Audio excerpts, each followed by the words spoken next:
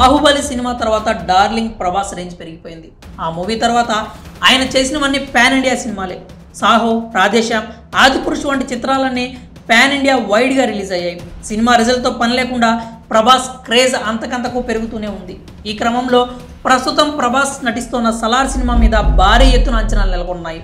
KGF మూవీతో దేశాన్ని అల్లాడించిన ప్రశాంత్ నీల్ దర్శకత్వంలో పాన్ ఇండియా స్టార్ ప్రభాస్ హీరోగా అగ్ర నటీనటులతో తెరకెక్కుతున్న ఈ సినిమా first part Salaar cease fire December 22వ తేదీన తెలుగు, తమిళ, కన్నడ, మలయాళ, హిందీ భాషల్లో పాన్ ఇండియా లెవెల్లో ప్రేక్షకుల ముందుకు రానుంది. సలార్ సినిమా విడుదలకు కనీసం 10 రోజుల సమయం కూడా లేదు. ఇప్పటి వరకు కేవలం ట్రైలర్ మాత్రమే విడుదల చేశారు. ప్రమోషన్ కార్యక్రమాల హడావుడి ఎక్కడా కనిపించట్లేదు. వచ్చే ఏడాది సంక్రాంతికి విడుదల కాబోయే సినిమాలు కూడా ఇప్పటి నుంచే ప్రమోషన్స్ ప్రారంభిస్తే మరో వారం రోజుల్లో ప్రేక్షకుల ముందుకు వచ్చే సలార్ మూవీకి సంబంధించి అలాంటివేం కనిపించడం లేదు. ప్రీ రిలీజ్ ఫంక్షన్ కూడా లేదనే టాక్ వినిపిస్తోంది.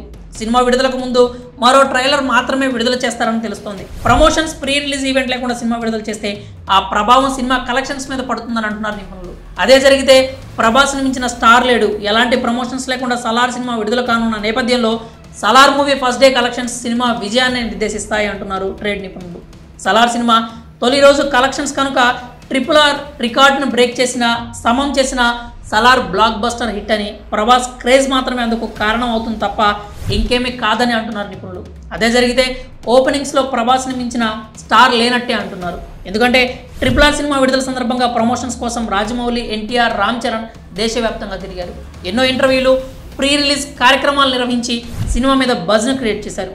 మరి సలార్ విషయానికి వస్తే ప్రమోషన్స్ లేవు. ట్రైలర్ సైతం సినిమా స్టోరీ ఏంటో రివీల్ చేసింది. అసలు విడుదలకు ముందు సలార్ మీద బజ్ క్రియేట్ అయ్యేలా ప్రభాస్ కానీ మూవీ టీం కానీ ఎలాంటి చర్యలు తీసుకోలేదు.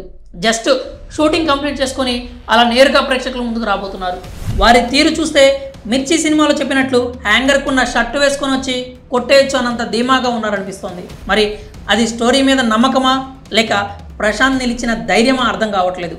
కానీ డార్లింగ్ ప్రభాస్ మాత్రం కూల్గా బాక్సాఫీస్ వద్దకు వచ్చి DTS మోత మోగించబోతున్నాడని అంటున్నారు అభిమానులు. మరి సలార్ రిజల్ట్ ఎలా ఉండబోతోంది? ప్రభాస్ మీద ఫ్యాన్స్ పెట్టుకున్న నమ్మకమే నిజమవుతుందా అనే విషయాలు తెలియాలంటే మరి 9 రోజులు వెయిట్ చేయాల్సిందే.